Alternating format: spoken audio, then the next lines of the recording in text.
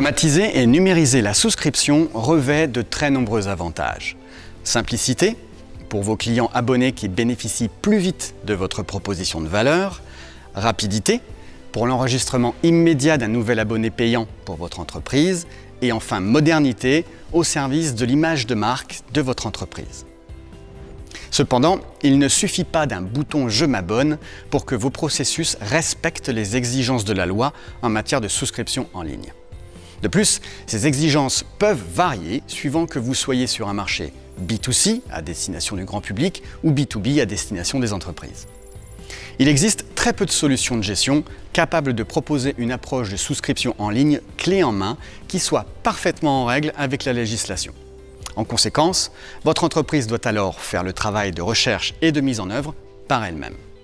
C'est pourquoi il nous a semblé essentiel que notre partenaire TJS Avocat vous en dise plus sur les contraintes que votre parcours de souscription en ligne doit respecter pour être parfaitement sûr. Sur le plan juridique, il n'y a aucune contre-indication à digitaliser l'intégralité du processus de souscription d'un abonnement. Ce sur quoi il faut être vigilant, c'est que lorsqu'on travaille avec des professionnels, on ne va pas avoir le même contenu dans nos conditions générales que vis-à-vis des consommateurs. Mais au-delà des conditions générales, le mode de fonctionnement de la souscription va être un petit peu différent. Alors, dans les conditions générales avec les professionnels, on a une certaine liberté où on va pouvoir décrire ses process et se sécuriser. Vis-à-vis des consommateurs, le code de la consommation va beaucoup plus encadrer le contenu des conditions générales. Ce qui est important dans tous les cas, c'est de se garder une preuve de l'acceptation de ces conditions générales et de la souscription en ligne.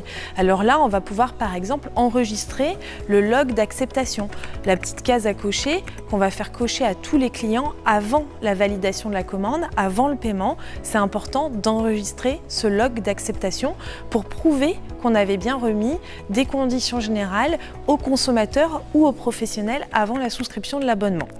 La deuxième particularité, c'est que vis-à-vis des consommateurs, la loi nous impose de leur confirmer le contrat immédiatement après la souscription.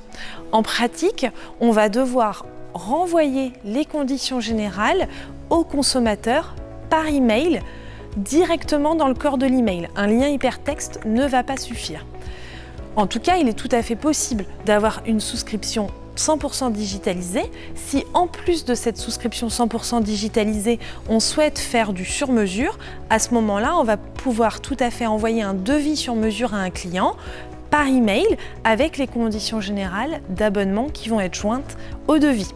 La particularité, c'est que le contenu des conditions générales de souscription en ligne ne seront pas tout à fait les mêmes que celles qu'on va communiquer dans un email pour un devis sur mesure, parce que le mode de souscription ne sera pas tout à fait le même et on ne va pas décrire les mêmes choses dans les clauses. Alors, 3 conseils lorsqu'on veut digitaliser la souscription en ligne à 100%.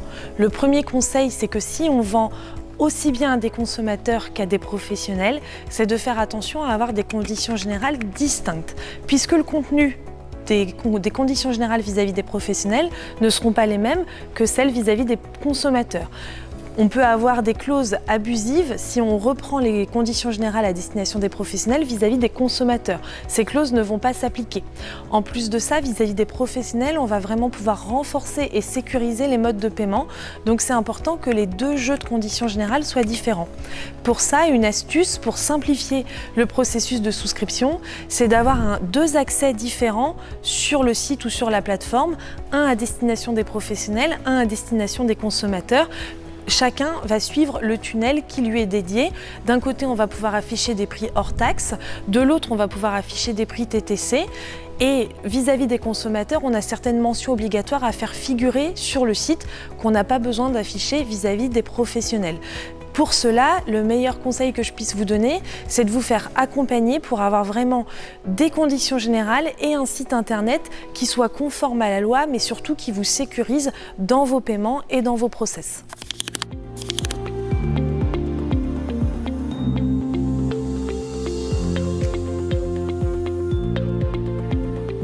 Lorsqu'on a une plateforme sur laquelle on vend des abonnements, il est important qu'on publie 3 types de documents. Le premier document, ce sont les conditions générales dans lesquelles on va expliquer comment on souscrit l'abonnement. comme on vient de le dire, si ce sont des consommateurs, on ne va pas écrire la même chose dans les conditions générales que si ce sont des professionnels. Ça, c'est le premier document.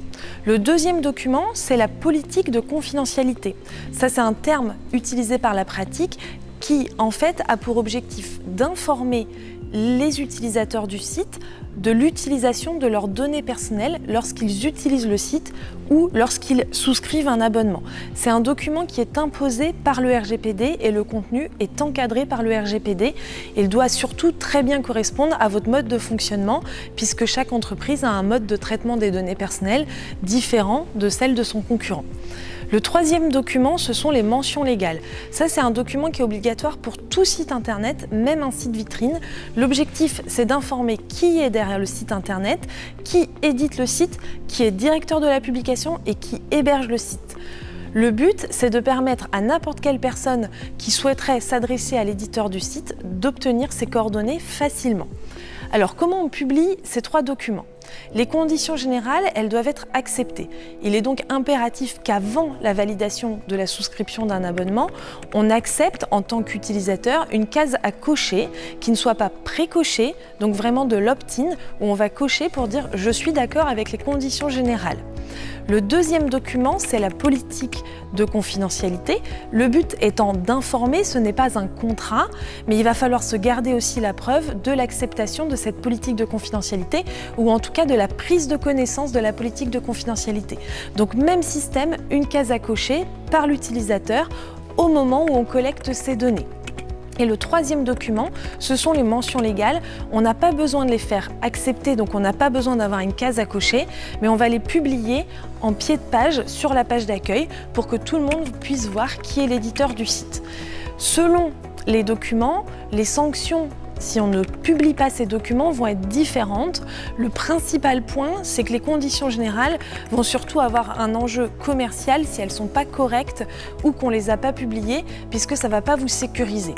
Le deuxième point sur la politique de confidentialité, là l'enjeu il est RGPD, dans la mesure où dans le RGPD, lorsqu'on ne respecte pas les mentions d'informations à communiquer aux personnes, on peut avoir une amende qui peut s'élever jusqu'à 20 millions d'euros d'amende et on a tous les jours des sanctions, même de montants beaucoup moins élevés, mais qui peuvent être très graves pour les entreprises.